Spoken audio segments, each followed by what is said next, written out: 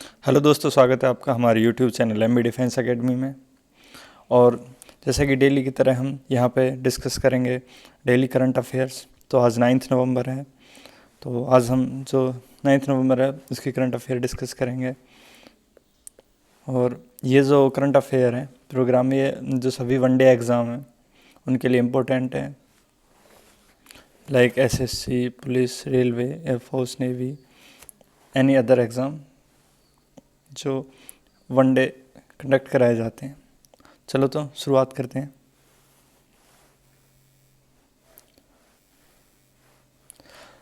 जो सबसे पहले इम्पोर्टेंट न्यूज़ निकल के आ रही है वो ये है कि अभी हाल ही में इसरो ने आंध्र प्रदेश राज्य में स्थित श्रीहरिकोटा के सतीश धवन स्पेस सेंटर से earth observation satellite EOS-1 radar imaging satellite की लॉन्चिंग की है। इसे PSLV C-49 रॉकेट के ज़रिए लॉन्च किया गया। तो यहाँ पे हम इन चीज़ों को समझेंगे। पहली बात तो कि किसने किया है, ISRO, Indian space research organisation. अगर इसरो की फुल फॉर्म पूछता है तो आप ये बताएंगे। दूसरी बात ये है कि इसमें ये जो इनका जो स्पेस वाला जो लॉन्चिंग सेंटर है ये आंध्र प्रदेश राज्य में स्थित है। अगर पूछता है कि किस राज्य से लॉन्च किया गया तो वहाँ पे आप आंध्र प्रदेश बताएंगे।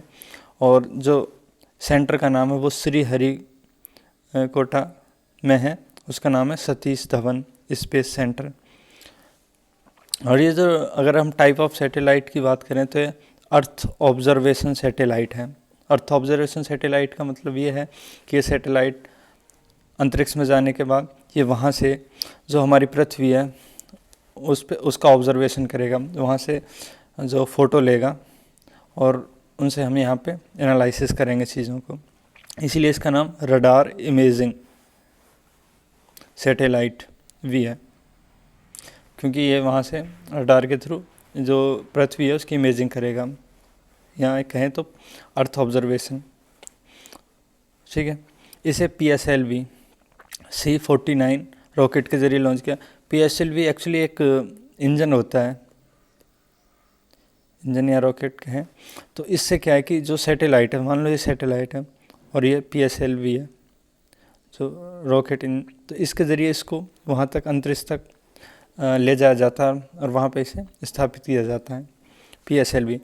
अगर PSLV की फुल फॉर्म पूछे तो PSLV की फुल फॉर्म होती है पोलर सैटेलाइट लॉन्च व्हीकल, ठीक है। और ये कौन सा है, C-49, ठीक है।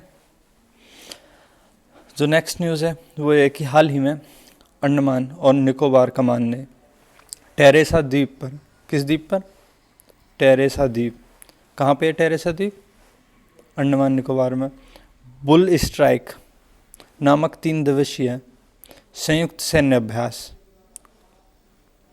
कंबाइंड मिलिट्री एक्सरसाइज की है। क्या नाम है इसका, बुल स्ट्राइक। ये इम्पोर्टेंट है और का आयोजन किया है जिसमें कौन कौन शामिल हुए हैं, भारतीय सेना की जो पैरासूट ब्रिगेड है वो, और नेवी की जो मार्कोस मरीन कमांडो फोर्स होती है, स्पेशल फोर्स वो, और जो स्पेशल फोर्सेस हैं उन्होंने भाग लिया है, ठीक है। और उससे जो नेक्स्ट न्यूज़ है वो ये है कि हाल ही में नोवाक जोकोविच ने 6 बार वर्ल्ड में नंबर 1 रैंकिंग का रिकॉर्ड बनाकर जो अमेरिका के पूर्व टेनिस प्लेयर पीट सम्प्रास की बराबरी की है। मतलब ये है कि जो अमेरिका के पूर्व टेनिस प्लेयर पीट सम्प्रास थे वो भी लगातार या पहले 6 बार वर्ल्ड नंबर 1 रैंकिंग पर रह चुके थे, लेकिन नोवाक जोकोविच जो कि 6 बार वर्ल्ड में नंबर 1 रह चुके हैं अब तक, तो उन्होंने अब ये रिकॉर्ड बनाया है 2020 में। तो ये खेलों से संबंधित महत्वपूर्ण क्वेश्चन था। नेक्स्ट क्वेश्चन देखते हैं या नेक्स्ट न्यूज़। हाल ही में प्रधानमंत्री श्री नरेंद्र मोदी ने IIT दिल्ली के 91वें दीक्षांत समारोह को संबोधित किया। किसके, IIT दिल्ली, कौन सा? 51वां। ठीक है, तो ये आप समझेंगे।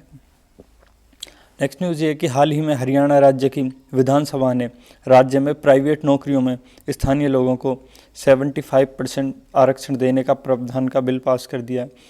तो आप देख रहे हैं कि एक ऐसा पहला राज्य है जिसने क्या करा है कि जो प्राइवेट नौकरियां होती हैं लाइक कंपनियों में, उनमें जो वहाँ के लोकल लोग हैं, लोकल पॉपुलेशन है, जैसे मान लो अगर दिल्ली में कोई कंपनी है, जैसे हरियाणा का एग्जांपल लेते हैं, जैसे गुड़गांव है, तो गुरुग्राम में क्या बहुत सारा इंडस्ट्रियल एरिया है, तो वहाँ पे जो कंपनियाँ उनमें जो जॉब करने वाले हैं प्राइवेट, उनमें से 75% जो लोग होंगे वो वहीं के रहने वाले होंगे। तो क्या उनको रिजर्वेशन आरक्षण देने का प्रावधान का बिल पास कर दिया, लेकिन इसमें एक शर्त है कि जो 50,000 प्रति माह से कम वेतन वाली नौकरियों में, जो 50,000 से कम सैलरी वाली पोस्ट है, ये उनके लिए है। ठीक है, 75%, ये आपको याद रखना है। कौन सा स्टेट है? हरियाणा। ओके, नेक्स्ट न्यूज़ देखते हैं। नेक्स्ट है कि बीते 7 नवंबर को देश भर में राष्ट्रीय कैंसर जागरूकता दिवस मनाया गया। कौन सा? राष्ट्रीय कैंसर जागरूकता दिवस मनाया गया। किसको? 7 नवंबर को। ये इम्पोर्टेंट है, मोस्टली जो एग्जामों क्या दिवस पूछे जाते हैं कि राष्ट्रीय कैंसर जागरूकता दिवस कब मनाया जाता है, तो ऐसे करके ये आपके लिए महत्वपूर्ण होगा। इस दिवस का जो मुख्य उद्देश्य है वो कैंसर के संभावित कारणों के प्रति लोगों में जागरूकता फैलाना है कि कैंसर किन कारणों से होता है, तो उनके बारे में लोगों को जानकारी देना है कि इन चीज़ों से कैंसर होता है, फैलाना एवं कैंसर के प्राथमिक स्तर पर उनकी पहचान करने के प्रति लोगों में जागरूकता फैलाना था, जिसका एम था दिवस मनाने का। क्यों मनाए जाते हैं दिवस? इसीलिए मनाए जाते हैं कि लोगों में उसके प्रति जागरूकता बढ़े, अवेयरनेस बढ़े, और उससे वो उन चीज़ों से प्रिकॉशन लें। नेक्स्ट न्यूज़ देखते हैं। हाल ही में अमेरिका और बांग्लादेश के बीच संयुक्त नौसेना अभ्यास। पहली बात इसमें याद रखना कि किसके? यूएसए मतलब अमेरिका और बांग्लादेश, इन दोनों देशों के बीच में। उसके बाद देखें कि नेवी की एक्सरसाइज है, नौसेना अभ्यास। कौन कर रहा है? नेवी। वहाँ की आर्मी एयरफोर्स ने, यूएसए की नेवी और बांग्लादेश की नेवी ये अभ्यास कर रही है। और सबसे इम्पोर्टेंट रहता है एक्सरसाइज का नाम, तो एक्सरसाइज का नाम है कैरात, CARAT। ठीक है, तो इसकी फुल फॉर्म है कोऑपरेशन एफ्लोट रेडीनेस एंड ट्रेनिंग। ठीक है, तो कैरात बांग्लादेश 2020 ये शुरू किया गया है। इसमें क्या है कि दोनों देशों के जो आपसी रिलेशंस हैं वो अच्छे बनेंगे, व्यापक बनेंगे, और साथ ही साथ दोनों देशों के बीच जो समुद्री संबंधी जागरूकता बढ़ेगी और वो चीज़ों को आसानी से वहाँ पे डील कर पाएंगे। और ये एक बहुत ही महत्वपूर्ण और सामरिक युद्ध अभ्यास भी है। आई होप ये सभी चीज़ें आपको समझ आई होंगी और आप इनको याद रखने की कोशिश करेंगे, और एग्ज़ाम के पॉइंट ऑफ व्यू से सभी चीज़ें इम्पोर्टेंट हैं। और अगर आपको ये वीडियो पसंद आई है तो आप इसको ज़्यादा से ज़्यादा शेयर करें, और जिनके भी ये इस काम का हो सकता है उन तक पहुंचाएं, शेयर करें। Thank you for watching this video.